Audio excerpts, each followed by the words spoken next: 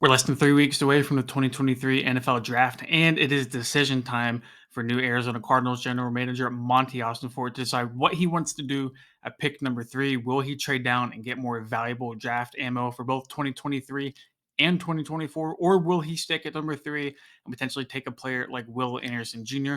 While we await to see what that fate is, here's a 3-round mock draft. Let's get into it.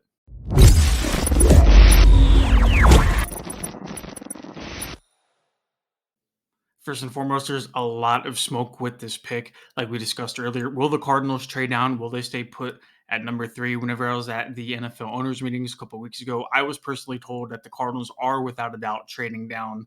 No doubts about it. It's just a matter of where they land and what they get for the pick.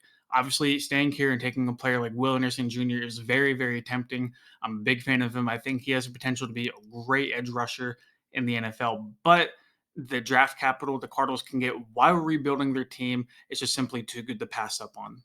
Now, there's a few different options the Cardinals do have whenever it comes to trade down. They can move down one more pick with the Indianapolis Colts at number 4. Also, teams such as the Seahawks, the Lions, the Atlanta Falcons, even Tennessee Titans here at number 11, all can potentially move up to go get a quarterback. And I think the Titans package, as you see in the PFF mock trade, simply too good to pass up here. Number 11, number 72, and then first round picks, not even next year, but also the next year after that as well in 2024 and 2025. That's too good of a deal for me to pass up upon Monty Austin for it. Now, whether or not they actually get this deal on draft day is going to be a completely different topic, but in this mock draft, it's obviously not going to happen for various reasons. We smash the accept button immediately and we move back to pick number 11. Now, the only problem with moving down to pick number 11 is that you are risking the potential to pass up on talented guys such as Christian Gonzalez, Devin Witherspoon, and then obviously Tyree Wilson if you're looking for an edge rusher. Two positions the Cardinals desperately need help at after losing Byron Murphy and Zach Allen for agency. But here at pick number 11, we were able to get a pretty solid guy in Maryland defensive back Deontay Banks. Banks has a pretty sturdy frame on him, 6 foot, 197 pounds, can move pretty much anywhere in the defensive backfield, can play into slot, can play into boundary.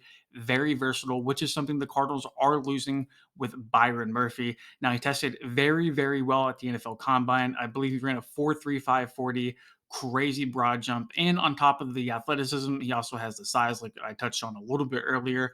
All of the makings, he checks all the boxes of what should be a very, very good NFL corner. Definitely something the Cardinals are going to be looking for as the rebuild continues.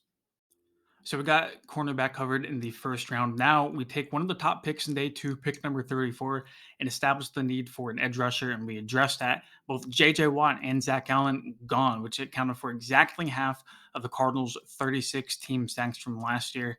Out of the window, they haven't really done much in free agency to supply that need. So you're assuming the Cardinals are going to address it either in the first or second round with one of their top 2 picks. That's exactly what they do here with Kansas State's Felix and Duque Uzama. Go ahead and say that 3 times fast.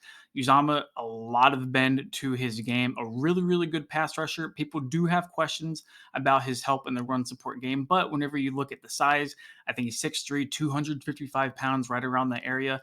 89 pressures the last 2 years, 21 of those resulted in sacks. He clearly knows how to get to the quarterback. And I think with the Cardinals heading to a rebuild, there won't exactly be a lot of pressure on him to produce from day 1 in 2023, hopefully giving him enough time to refine his skills and really become the edge rusher the Cardinals need him to be.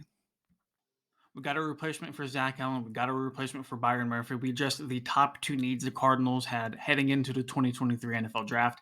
Now it's time, in my opinion, to really invest into the trenches, one step at a time. Obviously, we saw that the Cardinals re-signed both Kelvin Beachum and Will Hernandez in the offseason. Justin Pugh still has no idea what he's doing with his future, and Rodney Hudson is expected to retire. However, we got the entire right side of the line figured out already. We have DJ Humphries over at left tackle.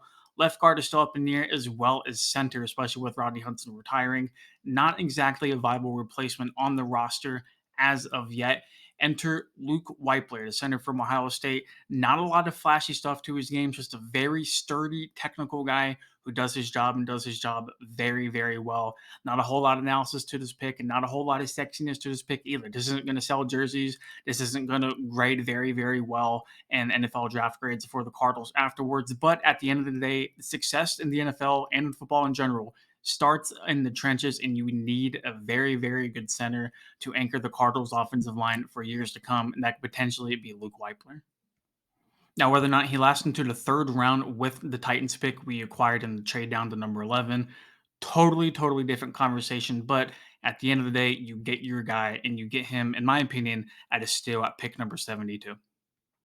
There's a lot of talk about size in the Arizona Cardinals receiving core, and probably rightfully so, right? Especially with DeAndre Hopkins moving on. Your top receiver is going to be right around 5'10 with both Marquise Brown, Rondell Moore, and Greg Dortch kind of filling in that role. No big bodied receivers to really go up and make a contested catch whenever you need it, or be a viable red zone target, at least whenever it comes to stretching the boundary. But the Cardinals do add another playmaker here with Houston receiver Nathaniel Dell, nicknamed Tank, even though he's not necessarily built like one. He's 5'10, 165 pounds, but boy, can he produce. Last year, he had over 100 catches, about 1,400 yards, and 17 receiving touchdowns on the year for Houston. A very, very fast, dynamic guy. And understandably so, there might be a lot of pushback because the Cardinals already have a couple of those guys. But at the end of the day, I think you can add any playmaker to the Cardinals offense, and hopefully they'll be able to pay dividends for what they do, especially because you can't cover three extremely, extremely speedy guys. Hopefully Drew Petzing can cook something up here. I understand a lot of people won't like this pick, and like I conceded already, probably rightfully so, but the talent and the potential is there for Nathaniel Dell to make noise, and I think he can really do that in the Cardinals' new offense.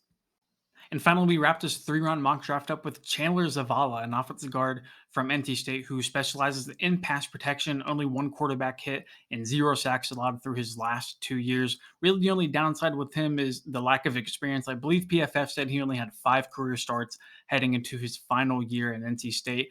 Other than that, he barely started to play football a little bit before then. So, not a lot of experience, not a lot of wet feet whenever it comes to him. But at the end of the day, the Cardinals at this point in the draft are going to be looking at potential starters slash potential projects as well, kind of that fine line they're balancing there. I think this would be a smart investment to invest even more youth into an offensive line that will eventually need it down the road. And you cannot overstate the importance of protecting Kyler Murray and keeping him upright. And that's something Zavala has proved to do very, very well over his career with the Wolfpack.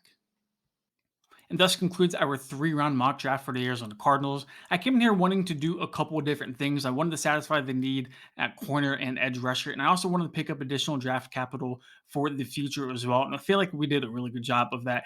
Granted, I feel like we didn't walk away with some elite talent, which kind of sucks because the Cardinals were a 4-13 football team looking to get better. They did lose a lot in free agency, but I do like a lot of the pieces that we picked up. And then, like I already alluded to, vital draft capital to move with 2 first-round picks in the future moving forward. If you made it this far, thank you so much for all the support. I'd be interested to see everybody's comments on that, on the thoughts and opinions of this 3 round mock draft. So if you have any, go feel free to leave them below. And obviously, don't forget to comment, like, and subscribe to the YouTube channel. I'll be out there live at the Cardinals facility to provide everybody with live draft coverage at allcardinals.com or si.com/NFL/Cardinals. Thank you so much. Hope to see you soon.